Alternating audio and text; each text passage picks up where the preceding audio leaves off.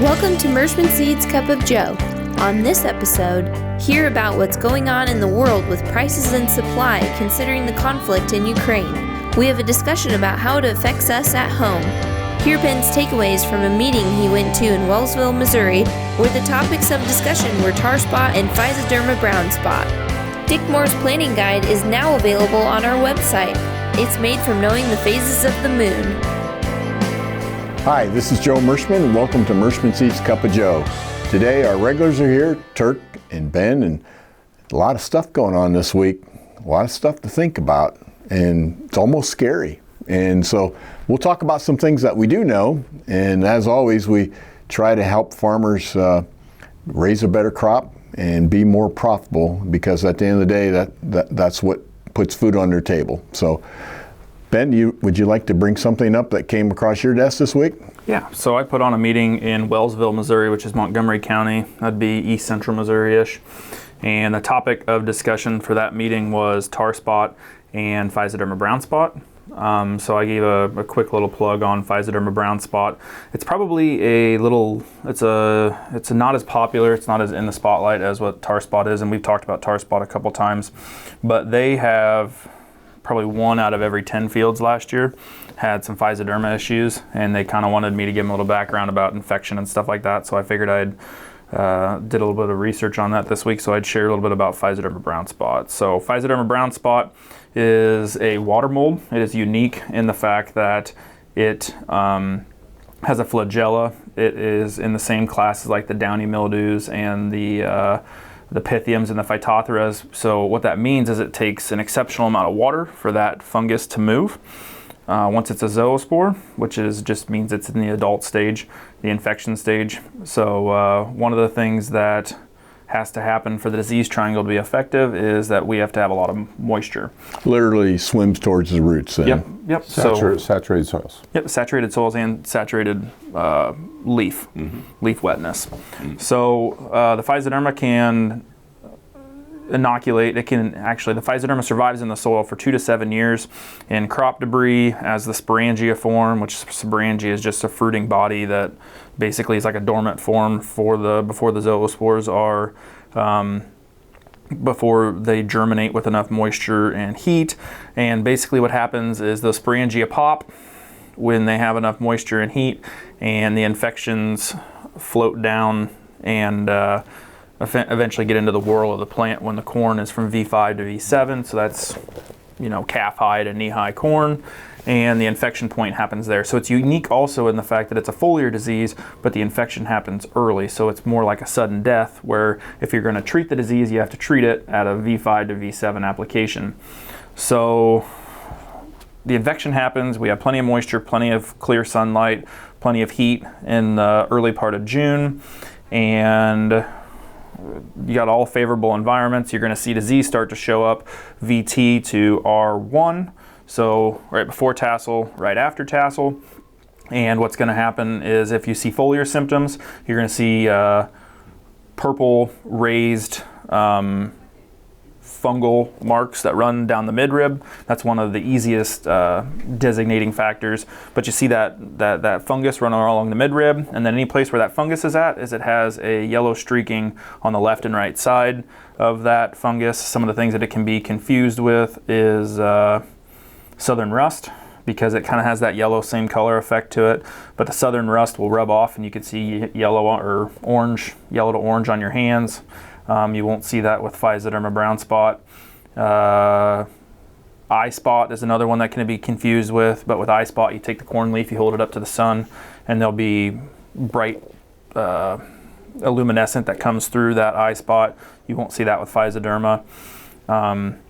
It's just a pretty easy disease to tell from, and it also has a stalk rot component to the disease, but you don't have to have the stalk rot to have the foliar symptoms, and you don't have to have the foliar symptoms to have the stalk rot.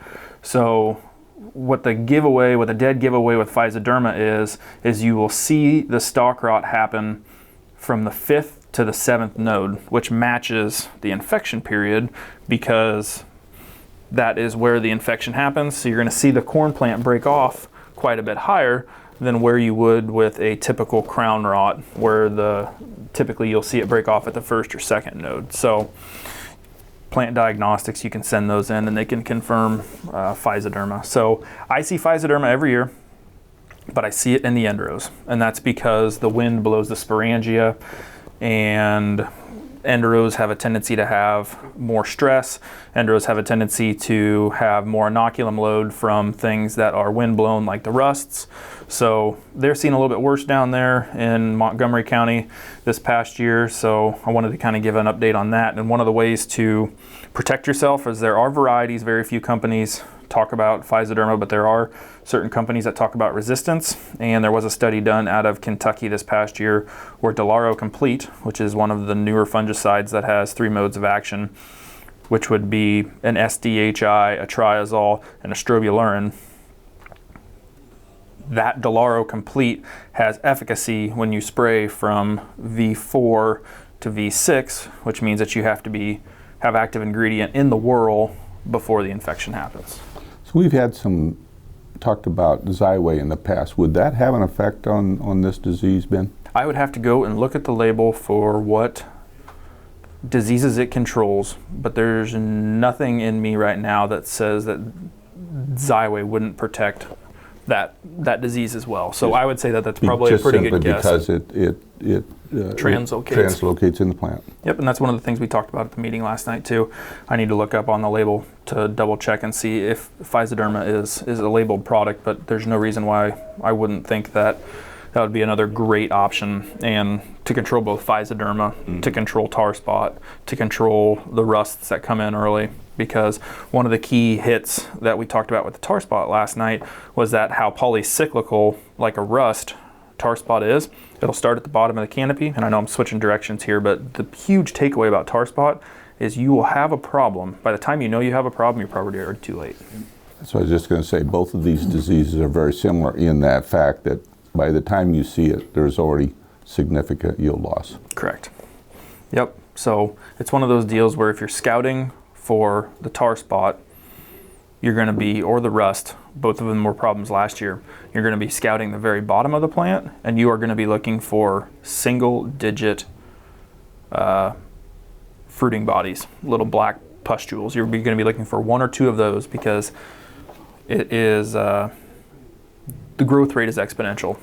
That curve is very sharp because once you have one population that doubles it just keeps doubling until you have a problem out in the field. So that's some good information, and this year corn, you want to be out in that field every day watching it is where the prices are right now.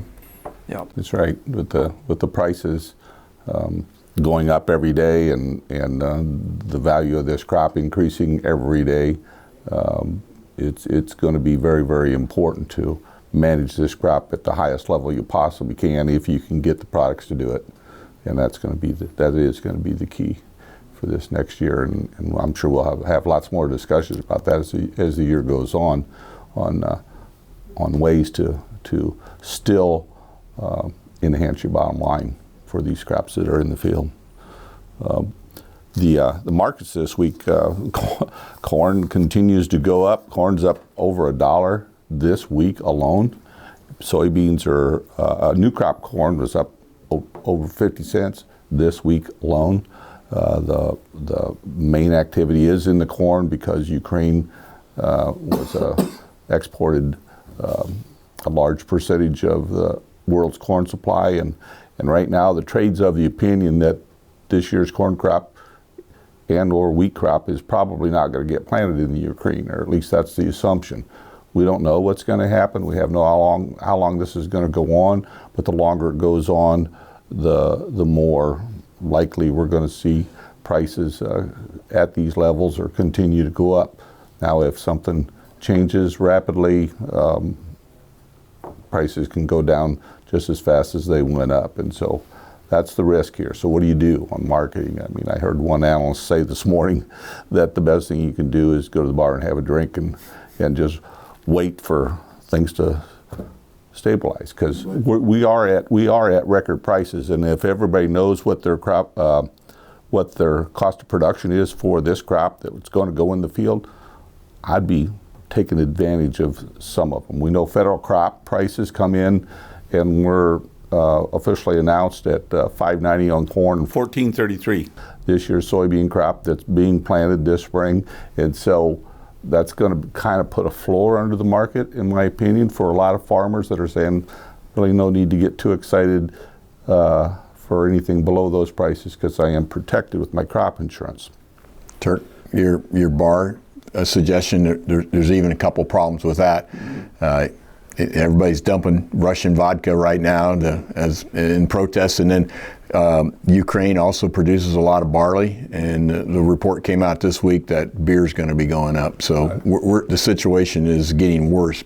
Mission critical. I'm sure all inputs are going up, Joe. Yep. So even in the bar. Yep. So, but it's historic times for sure. We've never seen anything like this. It's completely different than it was in the mid '80s and in 2012 when the last time we seen prices skyrocket, because that was simply a demand-driven market force because of supply.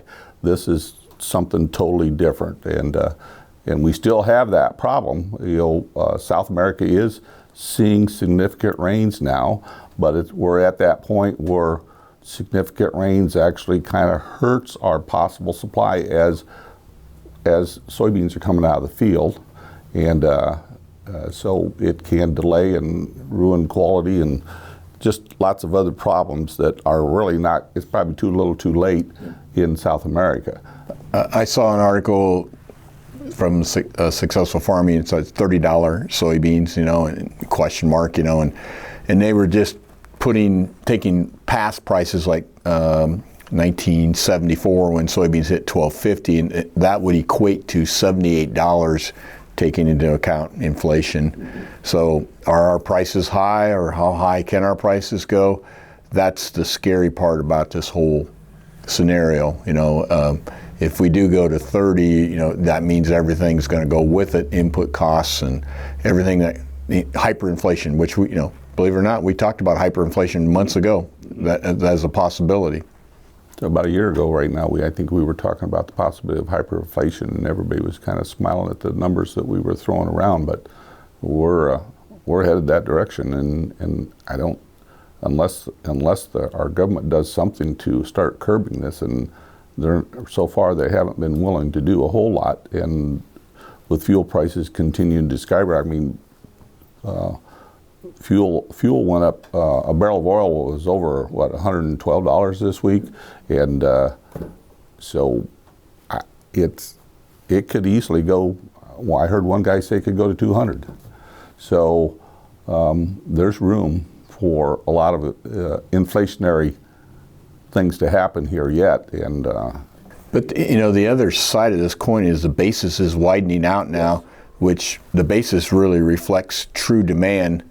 And true demand is saying, hey, we're not buying at these prices, or if we are buying, we're buying hand to mouth. So even though our markets are going up, but when we go to the elevator to sell, there's quite a gap there yet. Give an example of that, Joe. We were talking about an example before we started filming. Good example, Carly, our marketing lead, was saying wheat at their local elevator, there was a $1.20 difference between a basis for wheat. A soft red winter wheat, which, you're looking at the Chicago price of wheat, and then you go back and see what you can get for it, and they're discounting $1.20, which doesn't make a farmer real excited at that point. No, that basis is like you said, is the true demand, and I have a feeling that some of the buyers and the sellers are both sitting at the bar and just waiting to see what's going to happen, because really, until things settle down, nobody knows what's the right position to take. Selling 2023 crop at right now could be very risky, or even beyond, because we have no idea what our inputs are going to cost. Right now, most farmers know where their inputs are for this year. They know what their cost of production is, and I would for sure be taking some profits for the crop that you are about to put in the field on a limited basis. Yeah, I understand exactly what you're saying, because what you generate this year is going to have to take those dollars to put in the 24 crop, and that's the scary part, the 24 crop, because you might make a nice profit this year, but then it's all going to erode away when you put it in the 24 crop. We are at profitable levels on both corn, soybeans, wheat, everything right now. So we just got to make sure that we are taking advantage of that. And if anybody's got anything left in the bin, I'd be really taking advantage of stuff in the bin. And fertilizer, because Ukraine's such a big producer of fertilizer, particularly nitrogen products, and that market's all following it. And so everybody's trying to figure out, where's this thing, where is it going to level off at, at what point? And then for right now, farmers, the smart thing for them to do is figure out how can you raise a crop with less nitrogen. And that means, splitting your nitrogen applications and doing a lot of things. But then, of course, that takes fuel. And so there's just so many things to consider. But I would imagine that we will be using less nitrogen this year for various ways. But a lot of folks voted last fall, and those that voted last fall by putting their fertilizer on are ahead of the game right now, for no question about it. In a great place to be. There's also talk, I think University of Illinois economists talked about the possibility of one thing that the U.S. could do to help alleviate some of these escalating prices would be to open up the conservation reserve, which USDA hasn't even mentioned that, but it's one economist's opinion on what one of the things the U.S. could do to kind of offset some of the... Get some more acres out there. Get more acres 22 million acres sitting there that could potentially be farmed, but then the next question is, will we be able to get inputs? Not this year. Seed, no problem, but we don't know about chemical, we don't know about fertilizer. So those are all things that our leaders are going to have to consider, and they need to move pretty fast to calm the fears down, and a question to be seen if it's going to happen. So anyhow, lots of things to contemplate, and that's what makes agriculture so much fun. No 2 years are exactly the same. Nope. And so I always say there's always a window of opportunity. It's just a little bit harder to find it right now. I mean, it's out there, but to try to figure it out, that's the focus. And we'll do our best to point you in the right direction the best we can. Speaking of window of opportunity. Well, when should you plant, right? That's right. Those of you that have followed Cup of Joe know that we have a retired salesperson. His name is Dick Moore. Lives down towards Sedalia, Missouri. And, Dick's upper 70s probably. I mean, he's still selling seed. He's still going full speed.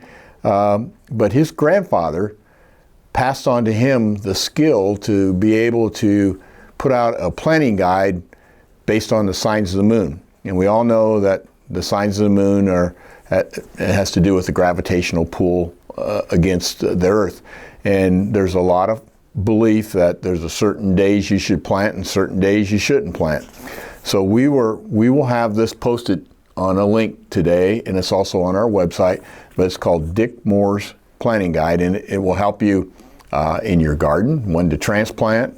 It'll help you in your fields, when to plant, when not to plant. We follow it, and we think there's some validity to it. I mean, but I guess put all the odds you can in your favor when it comes to planting. Interesting thing to look at. This is what the old timers went by, and just like the skunk we talked about last week. I don't know how many calls we got this week of farmers seeing skunks dead in the middle of the road. So they know that there's some validity to this thing. So that means 6 weeks from now we should be in the field and we should be planting. So at least in our area. So anyhow, so check out Dick Moore's 2022 planting guide based on the signs of the moon. I think you'll find it interesting.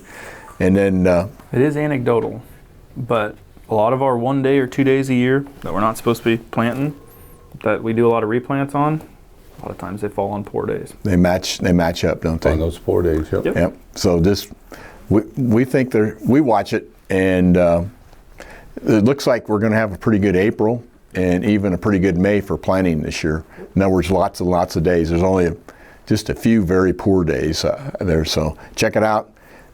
Put the odds in your favor. Maximize that yield. Get your planter ready. Get your planter ready, because we're going to be going pretty soon. That brings us to the corny joke, and actually today I'm going to give a bonus one because we've had a lot of stress this week. So I'm going to do 3. This one here is spring fever. We're all, we get these warm days, and we get spring fever, and you know how that affects when you were in high school, right? You're tired of school, you're ready to get out. But anyhow, spring fever hit these 4 high school boys, and they skipped morning classes. Never heard of that, have you? You guys never did that, right? After lunch, they reported to their teacher, they came back to school, that they had a flat tire.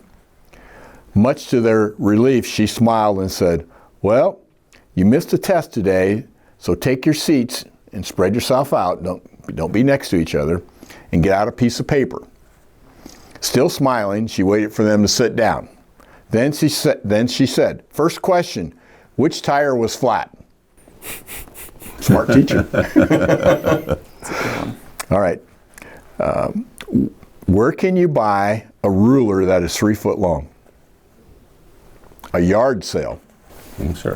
Nice. Obviously. Nice. Now, those of you that have kids at home, particularly the moms, this is for you.